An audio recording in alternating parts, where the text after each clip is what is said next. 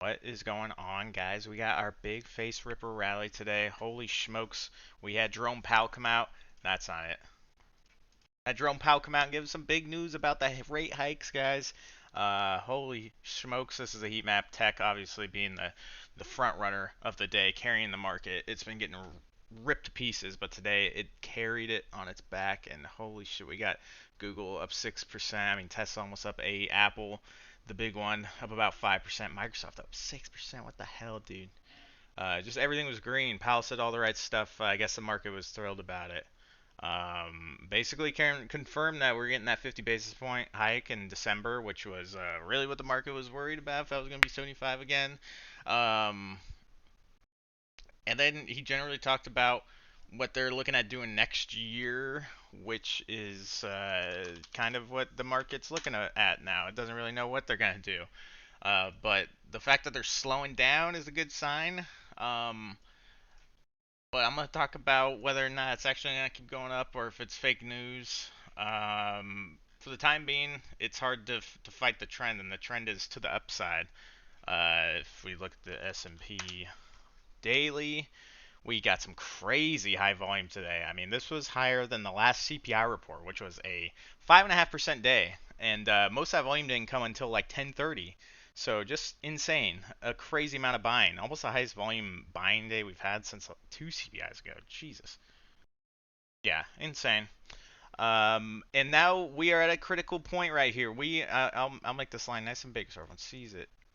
We got this big old downtrend that we're right up against. This big yellow line, that's the one that we bounced off of twice already this year. So this is the either the biggest bull trap all year, or we're about to shoot through that and not look back. But for the time being, if you missed it, yeah, I would say you kind of missed the train. I'd be a little easy, a little hesitant, but definitely gonna look tomorrow to see what goes on. But this kind of stuff is just crazy, man. This shit just went straight up all day. So really, what did it was once we broke over that 30-minute, 50 simple moving average. I mean, we just shot right out of a cannon. There was no looking back. That blue line, boom, gone. Looking at the Nasdaq, same thing. Shot through that and it was gone. And now the Nasdaq is right up. I mean, it closed literally right at where it resisted at 293 last time. The Nasdaq doesn't really have a gap to the upside until way up at 303, but the Nasdaq is sort of kind of doing the same thing as the S&P is right now. We're right at this dynamic demand or dynamic supply zone where we've been selling out of all year, and yeah, it's tough to look at the volume that we had today and assume that it's a bull trap, that's just a big fake out.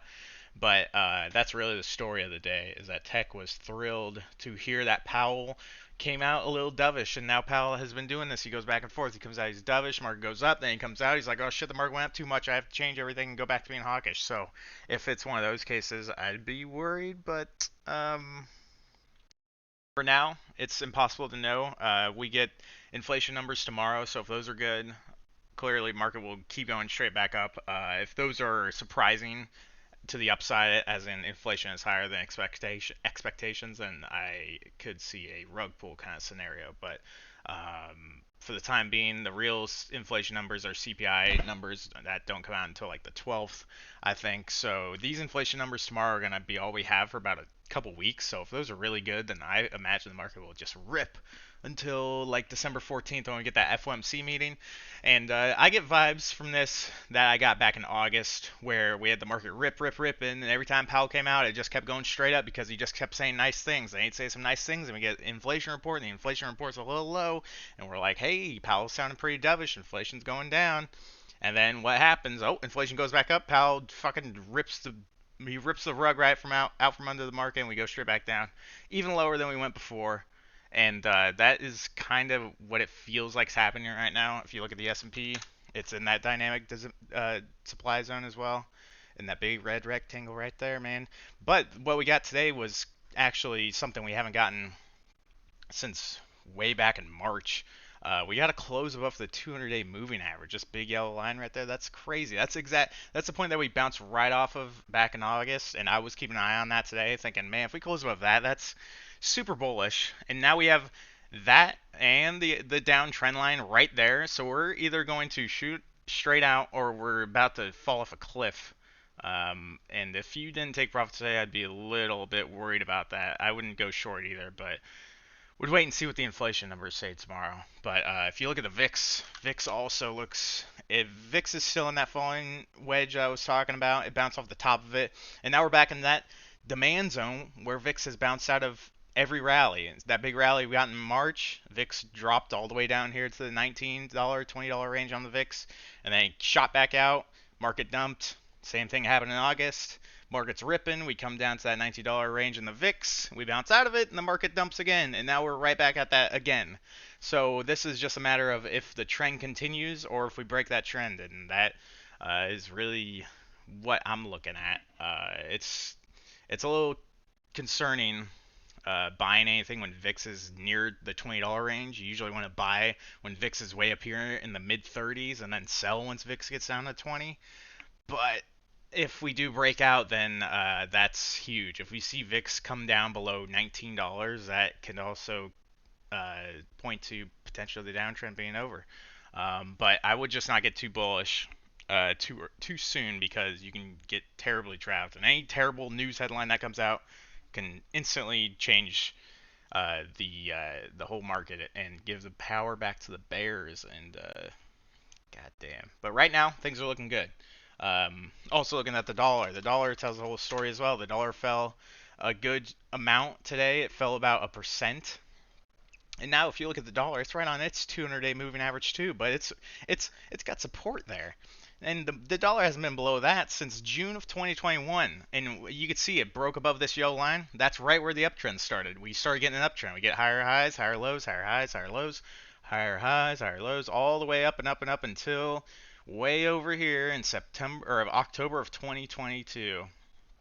And now we're finally retesting that. So if we break below that, that could be super mega bullish too. And it looks like it wants to. It's continuing to go down, but we're just right on it. It already tested it back here on Monday, and now it's testing it again. But that could either be major support for the dollar, or it could be a sign that it is going to flip and go to the downside. And that's really been half of the story of the market is the strength of the dollar relative to all the other currencies. It's been terrible. It's not good for the stock market when that is the case. But right now, it is ready to freaking dump. At least that's what it appears to be wanting to do. Also with this US 10 year. Yeah, the US 10 year is doing the same thing. It dumped about 3.6% today. So we're seeing bond yields come down very quickly, very bullish for the market. We're seeing the VIX come down, very bullish. We're seeing the dollar, very bullish. A lot of things pointing to being bullish. But it's really because of how far behind tech is from the rest of the market. The Nasdaq has lagged the market so much. If you look at the Dow Jones, I mean the Dow Jones is barely even down on the entire year. The Dow Jones is at almost $35,000 and it peaked at 37,000. So it's only down like 6% year to date. That's insane. Meanwhile, the Nasdaq's still down like 20%. The S&P's still down like 15%. And that's really because the Dow Jones doesn't have much tech, and the S&P is mostly tech, and the Nasdaq is all tech. So that's the story here. And now if tech's just gonna explode, then the rest of the market's just gonna go with it. But it's hard to foresee that because tech has just been so crazy volatile. I mean, Apple has been shit in the bed ever since those Chinese folks are running out of their factories. They don't want to work in their sweatshops no more. And now Apple is also going to the upside because of the ridiculous Powell news today. It went up about 5% after 3 straight days of just blood, just selling left and right.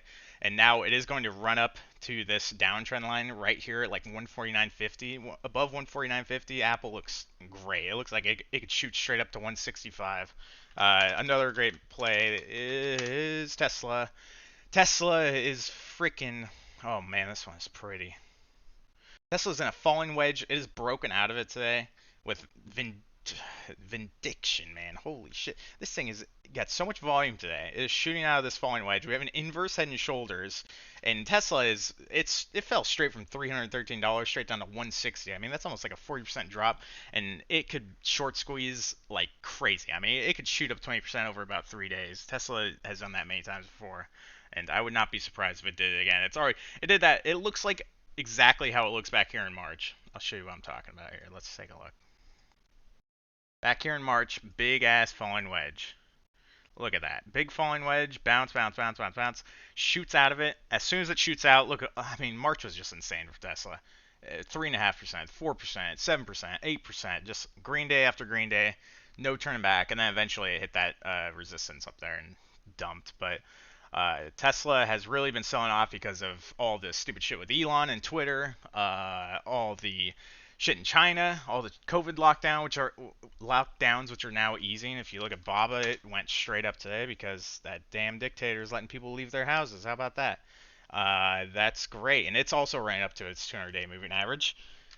Amazon is another one that's still really near. I mean, it's still basically at its like yearly lows. But right now on the daily, we have a tweezer bottom with that fully engulfing green candle. This thing looks like it's about ready to shoot out of a cannon too, man. Amazon with a fat gap to the upside. Hoo-wee, this thing's looking nice. There's good plays everywhere. But really, that's the story. I mean, you look around at stocks like McDonald's. McDonald's is way up at its yearly highs. You look at United Healthcare. It's at its yearly highs. All the oil stocks, it's literally just tech. Tech stocks are so destroyed right now. They're all still near their yearly lows. Google, close to yearly lows. Google also a very nice play to the upside. Holy shit, still got a lot of gap to fill. You look at Nvidia. Nvidia still near its yearly lows. Nvidia also running up to that. Look at that downtrend line. Holy moly. And that downtrend line is right on the 200-day moving average, dude. This shit's crazy. It's going to run up to that supply zone too. You got to watch out what happens there, though. That's the huge resistance right at that 192 to about 194 area on NVIDIA. Another one that looks even better if you want some semiconductors would be AMD. AMD has broken its downtrend line for the first time in the entire year, basically, on really high volume. AMD looks great. It looks like it definitely wants to see at least $85 to $90 on AMD, and that just so happens to be where its 200-day moving average is. Look at that. All these stocks are running up to that moving average, and all of them haven't tested it in months. So, gotta watch out. That's what I'm seeing. Qualcomm, same idea. Qualcomm right there, right at that 200-day moving average. Look at where it rejected it back here. So, that's really the story. If tech continues to rally, the market will just go crazy because tech is about half of the market based on market caps alone. And yeah, if we get good inflation data tomorrow, things could shoot up. On the S&P though, from a day trading perspective, I mean, you see the S&P go from $394 at 10:30 in the morning straight up to $407. And you think it's just going to keep going straight up, you got to give your head a bit of a shake. I think it's going to pull back a little bit. I would want to see a pullback. I mean, that is a 3.5% over the span of about 2 hours, and that's just ridiculous. It's super overbought, so it's definitely, I would imagine it bounces off of like 408. But I'm going to look to see if we get any solid pullbacks. I don't imagine if inflation news is great, we might not get any pullback. We might just gap up. But if we do gap up on really good inflation news, I would very much be worried about a pullback. And I would not just jump into calls first thing in the morning if we do get super good inflation news. I would wait for a pullback because if we open on a gap, gaps tend to get filled, especially in this market, especially if they're to the downside. So just wait and see where SPY find support at and go long at support. You don't go long at resistance. And right now we are at the biggest resistance. I mean, I cannot emphasize this big yellow line. This is it. This has been the one we bounced off of all year. And you gotta be a little easy when you're there right at resistance. At least that's been the case all year. And I don't see why things are any different this time around. It's literally exactly what happened in August. Exact same thing. We had some sort of good inflation news. Even though it was good inflation news, it was still, inflation's at like 8.2% instead of 8.5%. Like that was literally it in August. And then Powell came out. He had one speech where he was nice, And then next speech, he comes out and he's like, "Ah, shit, guys, we were wrong. Actually, we're gonna have to go way harder than I thought." And there's no reason at all why he wouldn't do it again, especially after he saw, like, he looks at the market. People act like he doesn't look at the stock market. He definitely looks at the market. That's a big factor in all of this. He wants the stock market to go down, the wealth effect to decrease inflation. People have less money from their stocks going straight to zero, and then they spend less. So of course he's going to see the stock market went straight up. He might try to get it to go back down because it's going to it does not help inflation when stocks are just going straight up. But I would be looking for support potentially on the S&P at around 405.50. I'm going to mark that level right now. I recommend you do as well. I could see support there. If we get like a crazy pullback, I would definitely watch to find some support at right around 401.50 to the 402 level on SPY, and for a potential bounce there. Just based on the system, which I've described the system many times before, that's probably going to be at around $400 by this time tomorrow. So that could also be a potential spot, and obviously the cycle level on S&P is $400. That's this huge fib level is right there at $400. So if we get a pullback to $400, that would be really bullish. If we get a pullback and we bounce off of that, but yeah, I mean that's shit. We filled the gap on the S&P damn near. We still have a little bit of gap to fill up to about 410, and then 410. That's the big level. That's the one that we dumped off of last time. Back during that was thanks to Powell. It's crazy how Powell 2 months ago rug pulled the market in about 15 minutes. A 15-minute speech, he came out and said all the wrong things, and the market went straight down. And now, somehow 2 months later, oh, everything's different. Now he comes out and says basically the same things he said 2 months ago, but this time the market likes it. Last time I didn't like it, so you just fucking try to just explain that to me.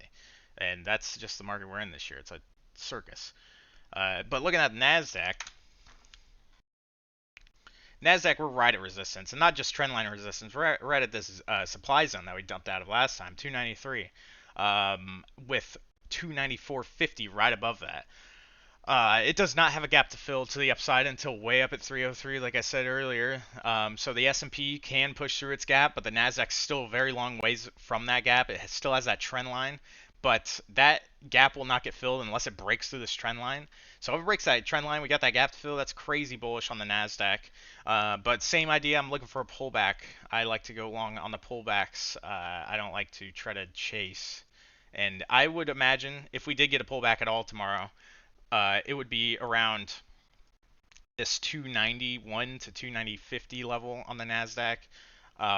If that's really solid support there, then that was really friggin' bullish. If we were to test even lower than that, I would imagine 289.50 maybe on the Nasdaq. And then to the upside on the Nasdaq, I mean the sky is the limit really right now because of this gap to fill. But above that, have a very obvious key level right there.